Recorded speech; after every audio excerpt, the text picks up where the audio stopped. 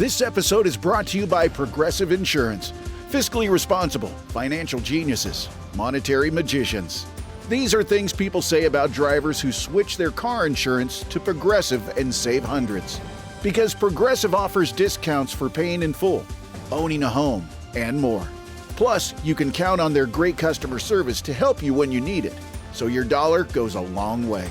Visit Progressive.com to see if you could save on car insurance. Progressive Casualty Insurance Company and Affiliates. Potential savings will vary. Not available in all states or situations. Hey y'all, and welcome to another episode of the Millennial Management Podcast. I am your host, Brandy, the Millennial Manager, and today is Monday. Now, if you are here after our Motivation Monday episode, then you know exactly what we're going to be discussing. We are going to be talking about how to apply the 80-20 rule to our work output. This is very, very important if you have things outside of the workplace that you want to maintain. Maybe you want to make sure that your energy is focused on school. Maybe you're starting your own business and you don't want to necessarily show your job that you're really not interested. And you have to be very careful and strategic with how you outline your time so that you're still visible inside of the workplace while also making sure that you're visible in the things that you really care about. So how do we do that? Number one, you need to identify the vital tasks. Things that are very, very important. These are your top priority items, things that really make or break your job effort. And then also things that you have to be visible for. So if you have responsibilities like reports, or in my situation, I have 5 locations that I manage. So I have to be present in each one of those locations in different ways. Text messaging, video calls with the staff, whatever it is that I have to do. If it's like a day that I actually have to be on site, like today, I actually have to be on site. Making sure that I am identifying things that are very, very important inside of the workplace and analyzing my impact. So which tasks contribute directly to my key performance? My boss is going to be looking for me to do these things, and I have to make sure these things are done. This is a good way to stay under the radar, y'all. I am so serious. While you are building, while you are doing whatever you want to do, you need to make sure that you keep your focus in the workplace and don't lose it, because your job is important. Your job is how you are able to do those things outside of the workplace. You need to pinpoint your 20%. All right. What can you do that is so monumental and is responsible for 80% of your results, but you are not putting out a lot of energy towards it? And you need to prioritize and focus on that 20. Time blocking, okay?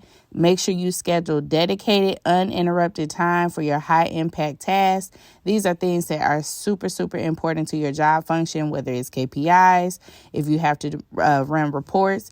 Make sure that those things are done. During those blocks, eliminate all distractions. Turn off your phone.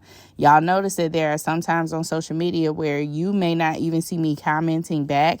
It's not because I don't want to. I just comment, I come back later, right? I can't do it during the day because it is a distraction if I'm on my phone during the day. So having set times on my phone is very, very important because I do want to maintain the integrity of my position. Make sure that you are engaged in what you are supposed to be doing inside of the workplace. Y'all might be saying I know, Brandon, I'm telling you, this is how you maintain your job with visibility and still be able to do the things that you really want to do outside of the workplace so that work does not flow outside of working hours. You understand? Optimize and make sure that you eliminate anything that is low impact. Things that can be delegated by another team member, especially if you are in management or if you have a team-focused project. Try to make those things not other people's responsibility, but you see what I'm saying. Empower other people to take on those tasks.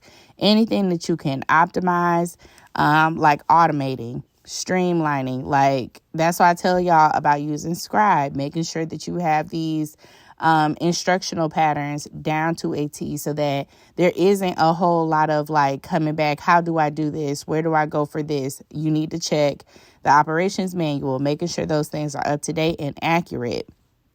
Making sure that you are also providing yourself a little bit of time to take a break. Make sure you take a lunch, okay? In your lunchtime, that is when you work on what you need to do, okay? This is like your personal thing. So if you are in school, use your lunch break to study. If you are running your business, use your lunch break to look over any opportunities that you have to either create further campaigns. If you're somebody that does campaigns, maybe you are working on sales. Maybe you just want to check your finances for your business. Use your lunch breaks wisely. Another way that I have found to be successful is by setting boundaries for myself. I talk about boundaries a lot, not just on social media, but even in the workplace. There are work hours, right? Define work hours. What time should I be able to receive text messages from employees or my doctors? Communicate what your expectations look like. Let them know, like, I value your time off and I want you to value mine as well. I cannot, stop what I'm doing at 11 o'clock at night to discuss things with you. That's actually inappropriate. No, I cannot do that. And I remember when I actually joined the company, or I think we had a doctor join the company. And my boss was like, yeah, you can call us at any time and this and this. And I started laughing. He was like, yeah, you can call Brandy at 8 o'clock. I was like, no, I am not available at 8 o'clock at night. That is actually the time for my family. And my boss, he was like, you are so right. And he has adopted that same philosophy, even when it goes to like holiday breaks and stuff like that. And because we work in patient care, we are patient centered, but we do have to value the time that we need off because burnout is real and you will burn out fast if you do not set clear boundaries. Make sure you let people know, hey, I am not available during this time. Okay, I'm not a phone call away. If you have an emergency, this is the person who is here in case of said emergency, okay? Make sure you have people in place. Embracing working smarter, not harder is going to be your friend. Make sure that you understand that the goal is not to work less, but to be more effective at your job. And the only way you can be more effective is you got to change your mindset. I'm telling you, I did not believe that until I started doing my own research on it. And I'm like, you know what? Let me actually apply this because while I may want to, resign or whatever, I may want to do that because I'm really growing online. It's not time for that. And I had to change my mindset. And Kev on Stage actually helped with that in a video that he did when he was talking about like you may really want to take that leap and stuff, but it may not be time. And you have to be patient and know that the time that you are spending to build your business, to scale your business, to grow your brand, whatever it is that you are doing, you are able to do it because you have the income, secured income, $5,000, $10,000, whatever it is you make a month from your job. You know that you can do whatever you want to do outside of it because you don't have to worry about funds. You understand? You don't have to worry about money. You don't have to worry about how you're going to pay rent and all this other stuff. It kind of leaves you the ability to create freely. So make sure that you show up in a way that allows you to continue to be able to create freely, but not use so much of your energy and focus on the job. That's also why I be telling y'all when y'all work with people who are like trying to make your life difficult, don't take that shit personal. Even if it is a personal attack, it still does not speak to your character and who you are. And this is not our ending place. This is not where we're going to finish. This is not the end of the line for us. It's the end of the line for they ass. And that's why they mad at you. Because they see the potential in you. They see the growth in you. And they know that that's what you're trying to do. So they want to change your focus and shift your focus. But we're not going to let nobody do that. You understand me?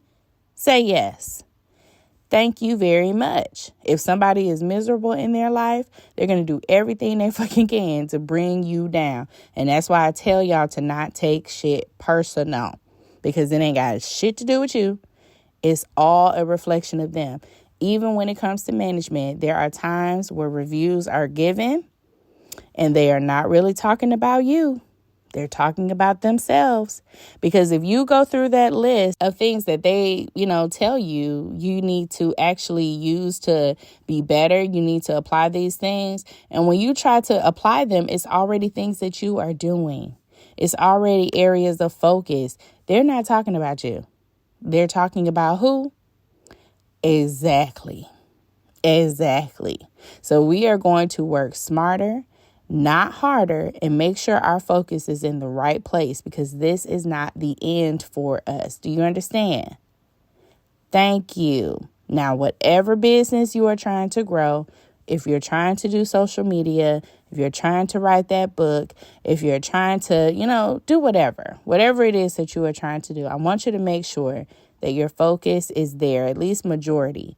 But you can't just abandon your job. That's why you have to apply the 80-20.